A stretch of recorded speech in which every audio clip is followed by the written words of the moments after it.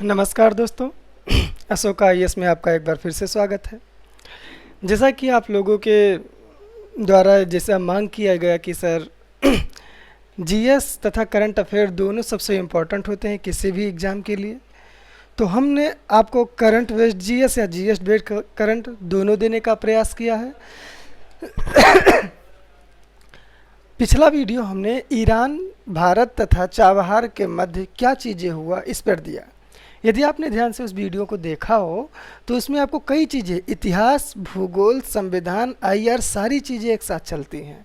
और हम प्रयास यही करते हैं क्योंकि सिविल सर्विस में कोई भी सवाल आपसे सीधे नहीं पूछता है, बताइए मुग़ल साम्राज्य के पतन के क्या कारण थे, ऐसा नहीं लिखता है। या फिर ऐसा नहीं पूछता है, बताइए ईरान के चाबहार का भारत से जाने से भारत पर क्या प्रभाव पड़ेगा, ऐसा कुछ नहीं है। वो एक ऐसा सवाल पूछता है जिसमें आपको इतिहास, भूगोल, आईआर, पॉलिटिक्स सब कुछ एक साथ आपको मिलता है।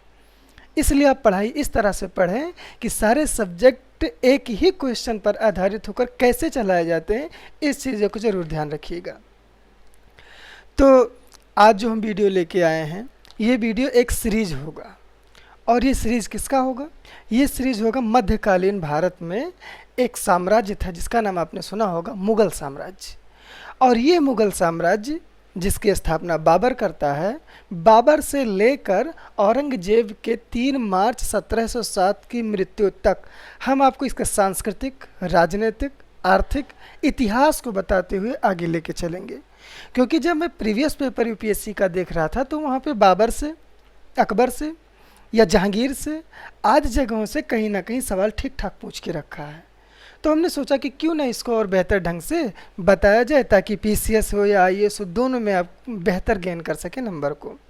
तो आज हम आपको जो वीडियो देंगे ये देंगे बाबर पर, मुग़ल साम्राज्य के संस्थापक के ऊपर होगा। हम हर वीडियो में अलग अलग राजाओं को लेके आएंगे।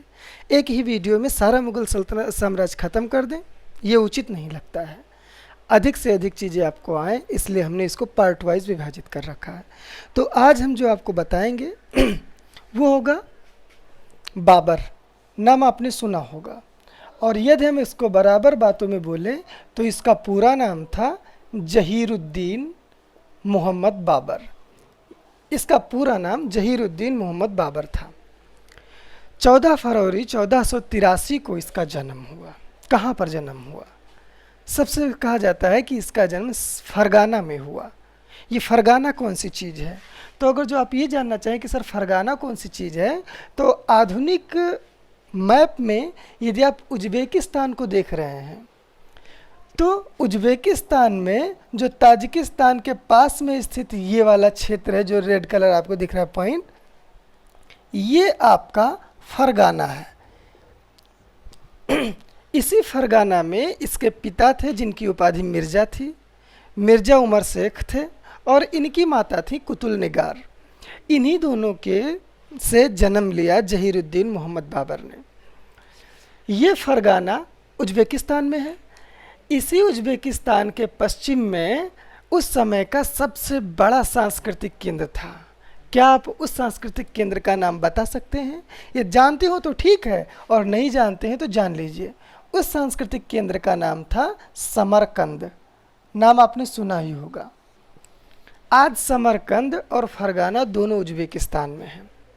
तो देखते हैं, जहीरुद्दीन मोहम्मद बाबर 2 लोगों का संतान था, एक उसकी माता और एक उसके पिता।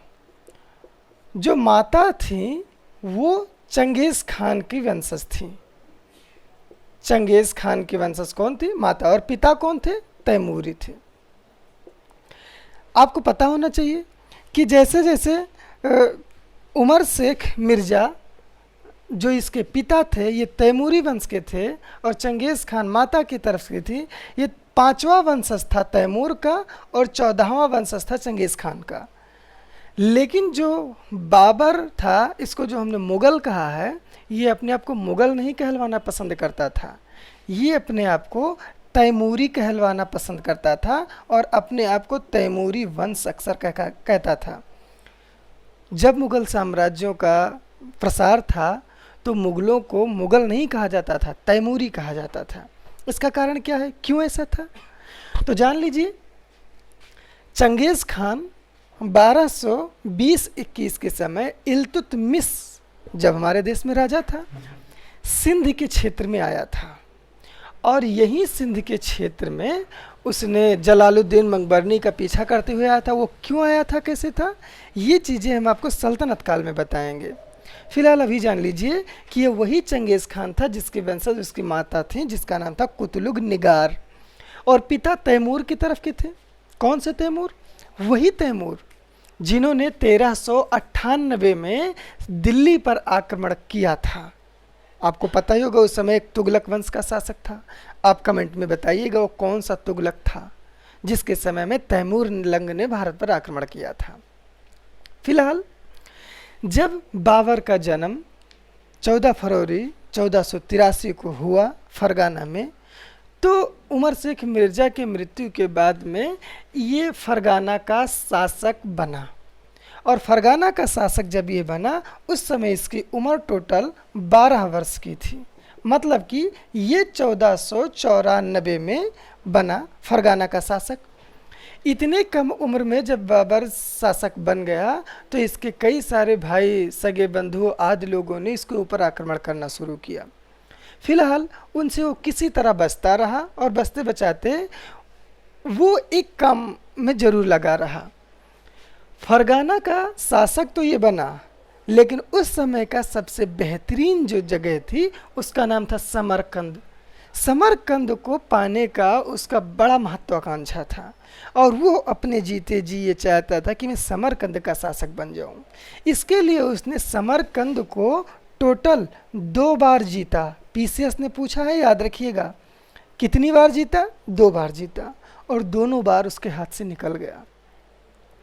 लेकिन फिर भी वो समरकंद को जीतने की इच्छा को कभी त्याग नहीं पाया। इस जगह पर जहाँ पे हिंदू कुश पर्वत, खैबर दर्रा आदि सारी जगह हैं, इन जगहों पर अगर जो आप थोड़ा सा जानते हो तो बताएं। ये जगह है आपका काबुल, जो कि अफ़गानिस्तान की राजधानी है। ये जगह है आपका जिसका नाम है हेरात। उस समय जैसे समरकंद बहुत पावरफुल था कल्चर में, वैसे हेरात भी था, और इस जगह का नाम है जिसका नाम है कंधार। अब फरगाना का शासक बाबर अपने साम्राज्य को अफ़गानिस्तान, तुर्कमेनिस्तान आदि से होते हुए पाकिस्तान तक इसकी सीमाएं आके मिलने लगी थी, और ये लेकिन बार बार समरकंद को जीतना चाहता था, लेकिन समरकंद का सैबानी खां इसको जीतने नहीं देना चाहता था। इससे इसकी बाबर की जो स्थिति थी बड़ी दयनीय हो गई, क्योंकि ये एक पूरी तरह से लगभग बंजरी इलाका है जहाँ के राजस्व इतना नहीं मिल पाता कि बाबर अपने सैनिकों की महत्वाकांक्षाओं को पूर्ण कर सके। तो उसकी ललचाई गिद्ध दृष्टि हिंदुस्तान पर अवश्य थी, क्योंकि वो अपने आप को तैमूर का यदि वंशज मानता था। तो आपको पता होना चाहिए तैमूर ने भारत पर आक्रमण किया था, तो बाबर समझता था कि ये मेरा उत्तराधिकार में मुझको मिला है कि मैं भी हिंदुस्तान पर आक्रमण करूं। और जिस तरह से तैमूर ने हिंदुस्तान से बेपनाह दौलत लेके समरकंद लौटा था, ठीक उसी प्रकार से मैं भी बेपनाह दौलत हिंदुस्तान से एकत्रित करके फरगना लौटूं और एक बड़ा साम्राज्य स्थापित करूं। ये बाबर की सोच थी। लेकिन अब बाबर को हम यहीं पर छोड़ देते हैं और देखते हैं भारत में इस समय क्या हो रहा है। इसका मतलब ये होगा कि बाबर के भारत आक्रमण करने के समय भारत की परिस्थितियां कैसी थीं। तो देखते हैं। यदि आप ध्यान से देखें तो ये रहा हमारा दिल्ली और दिल्ली पर उस समय आपको पता ही होगा किसका, इब्राहिम लोदी का शासन था। और ये इब्राहिम लोदी एक अफ़गानी शासक था। इब्राहिम लोदी का शासन दिल्ली में था, और ये जो क्षेत्र आपको दिख रहा है ये वाला क्षेत्र है मेवाड़। और मेवाड़ का शासन जो था वो था राणा सांगा के साथ में। आपको पता ही होगा मेवाड़ के राणा सांगा थे, ये भी अत्यधिक शक्तिशाली शासक था। और इस दिल्ली का एक सूबेदार हुआ करता था जिसका नाम था, ये मेवाड़ का राणा सांगा, दिल्ली का हो गया आपका इब्राहिम लोदी, और अगर जो आप ध्यान से देखें तो पंजाब या लाहौर जिसे आप कहते हैं राजधानी थी उसकी, पंजाब का सूबेदार था जिसका नाम था दौलत खान। आईएएस ने यहाँ से सवाल पूछा है, जरा ध्यान दीजिएगा। इब्राहिम लोदी ने, जो दिल्ली का शासक था, इस दिल्ली के शासक ने एक सूबेदार दौलत खान को पंजाब में नियुक्त कर दिया और उस पंजाब की राजधानी जो थी वो थी कौन सी? लाहौर। ये हमारा लाहौर है, याद रखिएगा।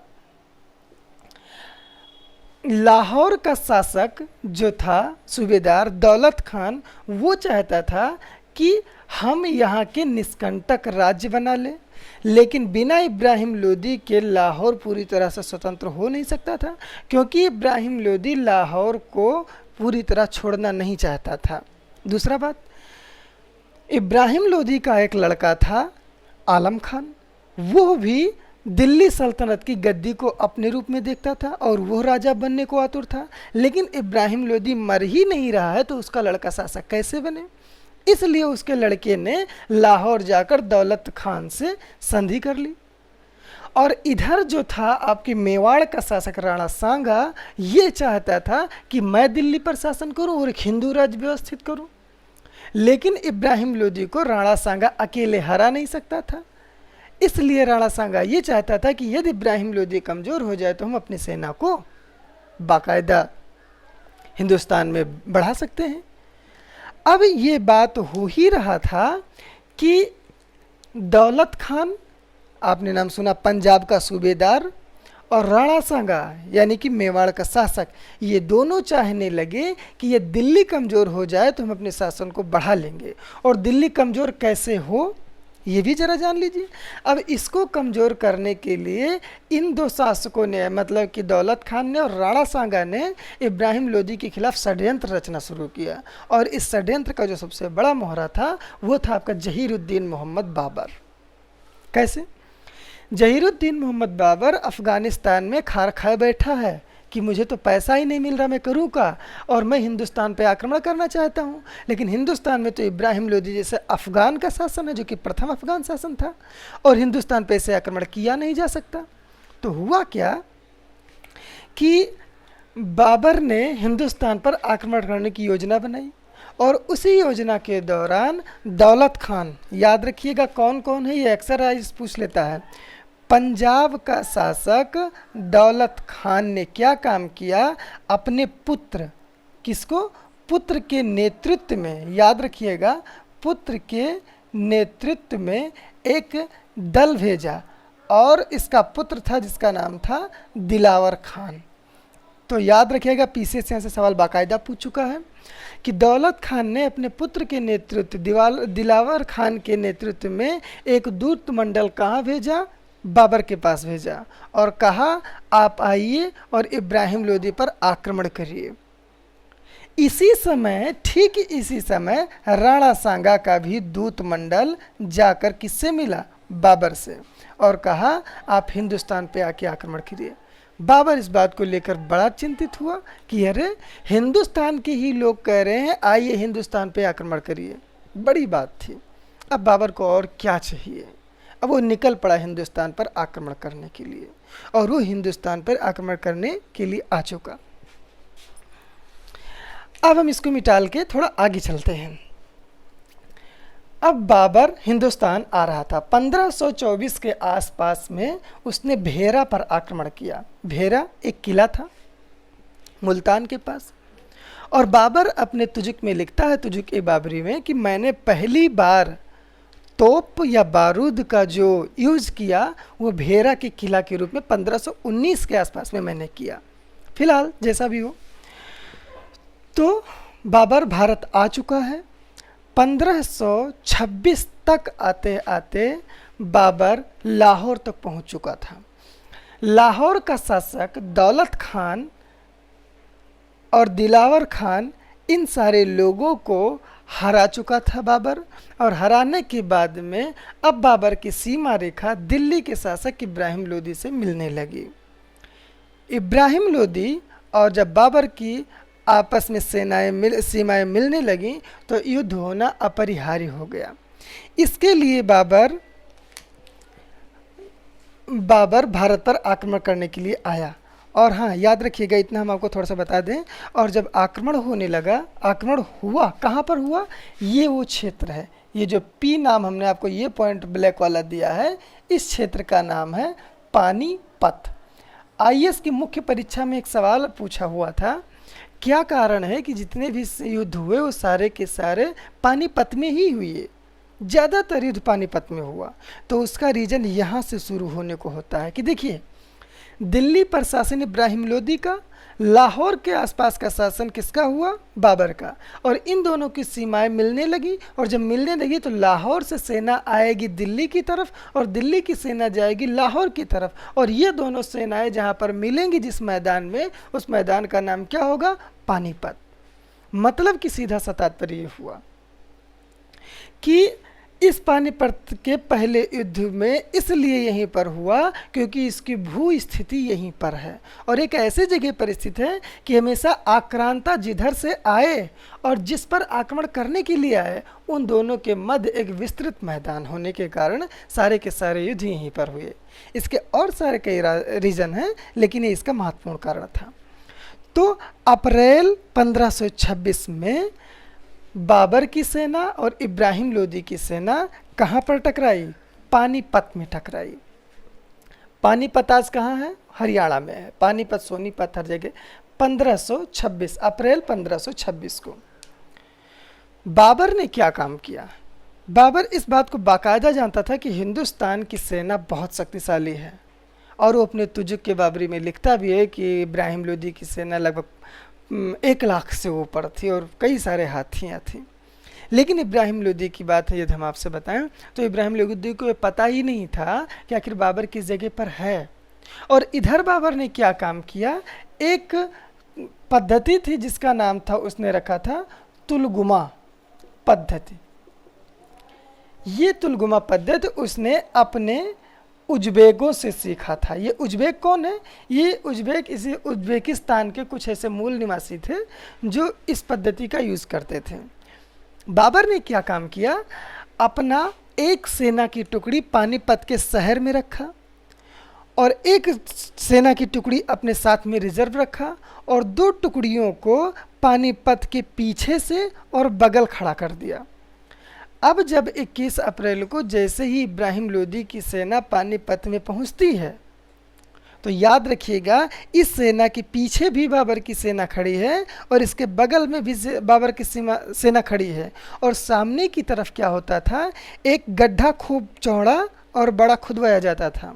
उस गड्ढे में टहनियाँ और पत्ते डाल दिए जाते थे, फिर उसके ऊपर से मिट्टी थोड़ी सी छोड़ दी जाती थी छत की नुमा, और उस गड्ढे के पीछे बैलगाड़ियों को आपस में जोड़ जोड़ कर रख दिया जाता था।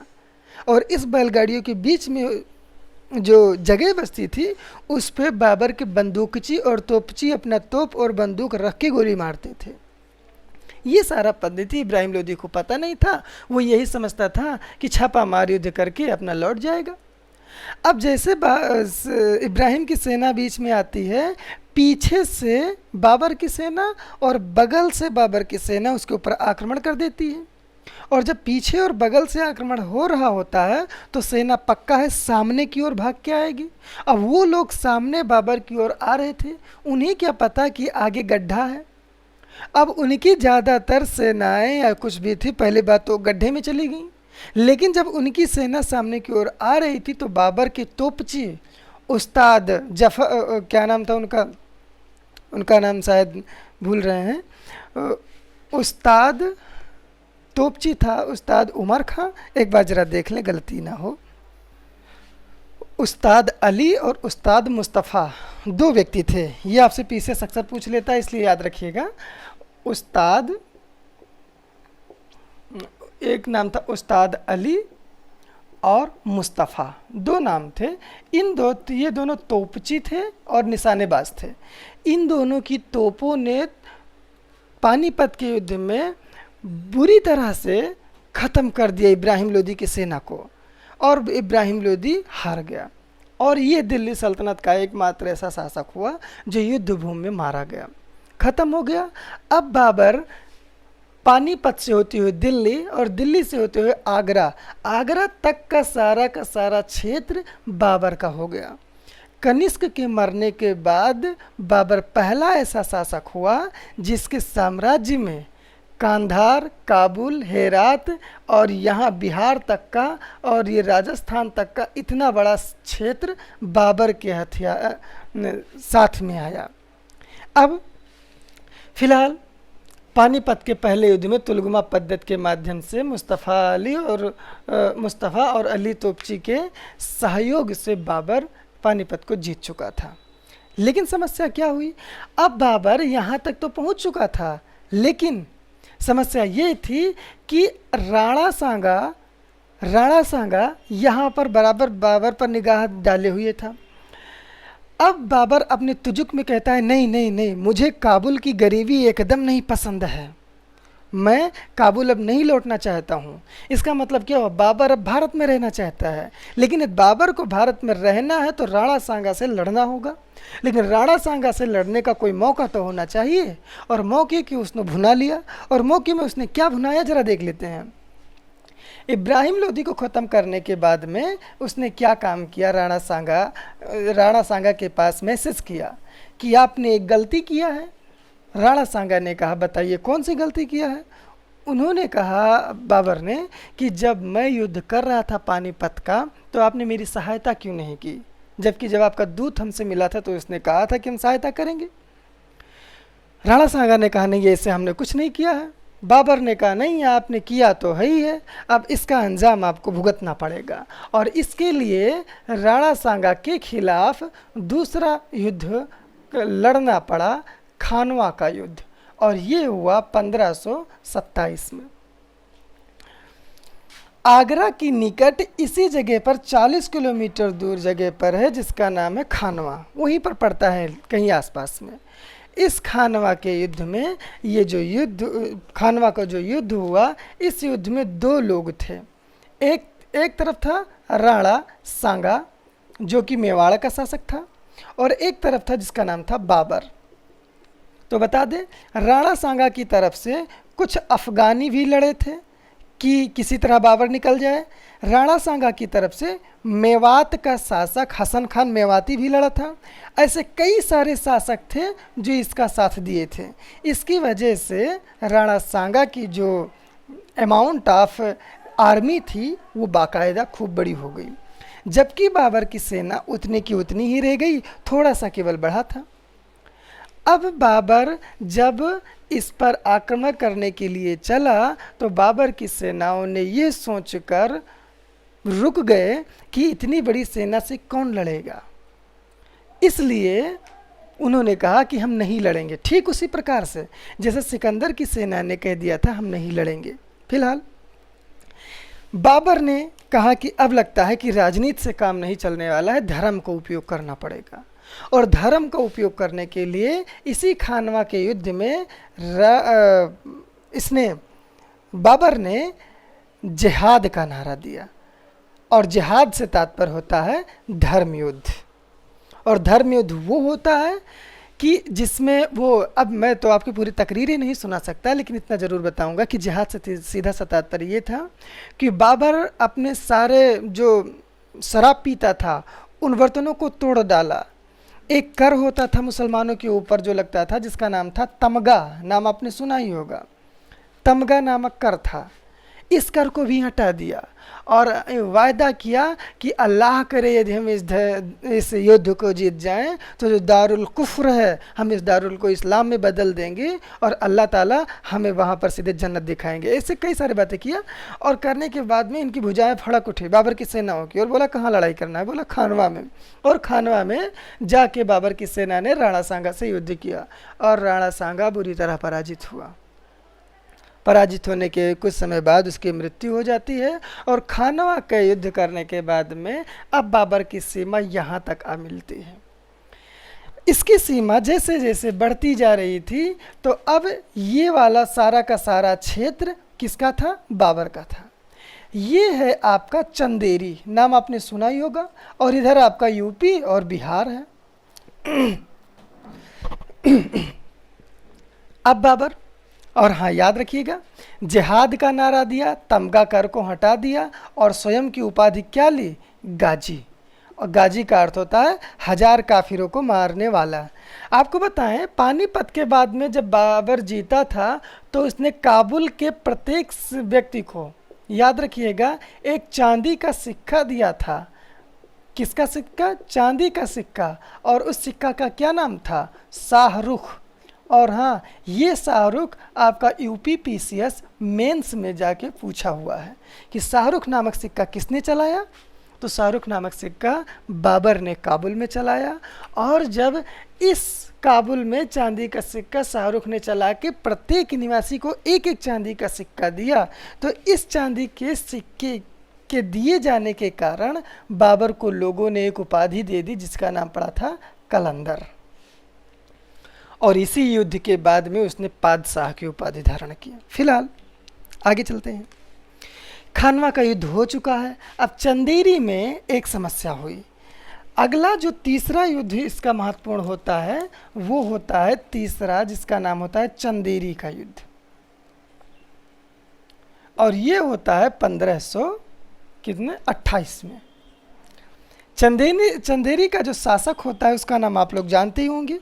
उसका शासक का नाम होता है मेदिनी राय। नाम आपने सुना होगा। मेदिनी राय तथा बाबर के मध्य में ये युद्ध होता है चंदेरी में। इस युद्ध में मेदिनी राय बुरी तरह पराजित होता है और बाबर जीत जाता है। लेकिन यहाँ पर एक वाकया बहुत बढ़िया घटित होता है। जिस समय बाबर मेदिनी राय को हरा रहा होता है, इसी समय तत्कालीन एक व्यक्ति आएगा जिसका नाम रहता है शेर शाह सूरी। वो इसी समय कहता है, यदि मुझे मेरे भाग्य ने मेरा साथ दिया तो इन मुगलों को मैं हिंदुस्तान से खदेड़ दूंगा। ये शेर शाह की भविष्यवाणी थी और आगे की कहानी में हम आपको बताएंगे कि वास्तव में शेर शाह ने इसको किया। तो फिर अब चंदेरी का युद्ध होने के बाद में अब बाबर की सीमा चंदेरी बोले तो अब विंध्याचल पर्वत से टकराकर पूरब की ओर बहती है, जहाँ पर यूपी और बिहार में अफगानों का शासन था। बंगाल का शासक था जिसका नाम था नुसरत शाह। उस नुसरत शाह ने यूपी बिहार के लोगों के अफगानों को सह दे रखा था। हाँ हाँ, आप चलो बाबर से लड़ो, हम आपके साथ में हैं। इसलिए इन सारे अफगानों ने आपसी एक संघ बनाकर, जहाँ पर गंगा और घाघरा आपस में मिलते हैं, उस घाघरा पर एक युद्ध किया। ये एकमात्र ऐसा युद्ध था जो जल और थल दोनों पर लड़ा गया। इस युद्ध में भी बाबर फिलहाल जीता और एक संधि करके, पूरी तरह तो नहीं जीता लेकिन थोड़ा जीता, और जीतने के बाद में वापस लौट आया। अब वापस जब 1528 में लौट रहा था, 2 साल हुआ था इसका, कि 48 वर्ष की अवस्था में, याद रखिएगा 48 वर्ष की अवस्था में 1530 में, और किस जगह पर? आगरा में इसकी मृत्यु हो गई। इतनी कम उम्र में बाबर हिंदुस्तान का शासक भी बना, फरगाना का भी शासक बना, इतनी बड़ी लड़ाइयाँ लड़ी। और याद रखिएगा बाबर बहुत सांस्कृतिक व्यक्ति भी था। वो अपने लाइफ में बहुत सारी चीज़ें ऐसे देखता सुनता आया था कि इसको एकदम प्रायोगिक तौर पे मानता था। जब पानीपत का युद्ध हुआ तो उस युद्ध में उसका बेटा था जिसका नाम था हुमायूं। हुमायूं हमारा अगला टॉपिक होगा, लेकिन अभी हम आपको बताएं कि हुमायूं, कामरान, अस्करी, हिंदाल आदि सारे लोग बाकायदा आ चुके थे। बाबर ने अपनी एक तुजुक लिखी है, नाम आपने सुना ही होगा, कि उसके तुजुक बोले तो आत्मकथा था, तुजुक ए बाबरी। और इस बाबरी का, और हाँ याद रखिएगा, मुगलों की मातृभाषा कौन सी थी? तुर्की थी। इसीलिए किस भाषा में लिखी गई? तुर्की भाषा में लिखी गई। इसको जब फारसी में अनुवाद होने को हुआ तो अकबर के काल में अब्दुल रहीम खान खाना ने किया, और इसको बाबरनामा भी बोला जाता है, याद रखिएगा। और इस बाबरनामा की कुछ खास बातें हैं। इस बाबरनामा की खास बातें ये हैं कि बाबर जब हिंदुस्तान में आया तो वो 5 मुसलमान और 2 हिंदू सम्राटों का उल्लेख करता है। आपको पता होना चाहिए, पीसीएस ने पूछा है वो कौन से 2 हिंदू सम्राट थे, तो आपको पता होना चाहिए। एक था जिसका नाम आप लोग जानते हैं, राणा सांगा। ये एक हिंदू शक्तिशाली शासक था। और उस समय था आपका कृष्णदेव राय। याद रखिएगा, पीसीएस ठीक ठाक ढंग से पूछ लेता है। तो अब राणा सांगा और कृष्णदेवराय के बारे में ये चर्चा करता है। ये प्रकृति प्रेमी भी रहता है, और जब आगरा में ये मर जाता है तो इसकी विधवा पत्नी क्या काम करती है, इसको बाद में शेरशाह के काल में उठाकर कहाँ पर दफन करवा देती है, काबुल में। इस प्रकार ये एक ऐसा शासक है जिसका जो कब्र होता है वो काबुल में बनाया जाता है।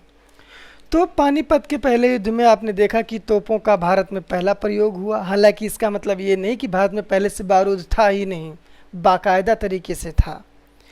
और जब का आगरा में मरता है तो यहाँ पर आप देखेंगे कि अकबर के समय में कुछ गुंबद वगैरह बनाए जाते हैं। तो इसका मतलब ये नहीं हुआ कि अकबर के समय में ही गुंबद बनाए गए, इसका मतलब है गुंबद हमारा पहले से ही था। तो अब जब बाबर 1530 में मरता है तो इसका बड़ा बेटा होता है हुमायूं। ये नॉलेज हम आपको बताना चाहेंगे। एक पद्य शैली होती है जिसका नाम होता है मुवैयान। ये एक पद्य शैली है, ये इसका जनक माना जाता है। कौन? बाबर। फिलहाल अब बाबर मर चुका है, आगे हम हुमायूं को लाएंगे। एक हम आपको IAS 2015 में सवाल आया हुआ था प्रीवियस में कि बाबर के बारे में सही कथन बताइए। तो बताइए, पहला, उपमहाद्वीप में, भारत उपमहाद्वीप में बारूद का पहला प्रयोग हुआ। बारूद का पहला प्रयोग हुआ, सही है गलत? गलत है। बारूद का पहले प्रयोग था लेकिन अब से युद्ध में हुआ। दूसरा, इस क्षेत्र में स्थापत्य कला में मेहराब और गुंबद की शुरुआत हुई, ये भी गलत है बाबर के आने के बाद, कारण ये पहले सल्तनत काल में ही था। दूसरा, इस क्षेत्र में तैमूरी राजवंश सही हुआ, यही सही है। तो IAS प्री के जो 2015 का ये सवाल था, इसी 2015 का ये क्वेश्चन था। ऐसे ही हम आपको क्वेश्चन लाते रहेंगे, बताते रहेंगे। अगली क्लास में फिर मिलेंगे, तब तक इस क्लास को आप पढ़िए, लाइक करिए, शेयर करिए, सब्सक्राइब करिए। फिर मिलेंगे। अशोक IAS की तरफ से आपको धन्यवाद। नमस्कार।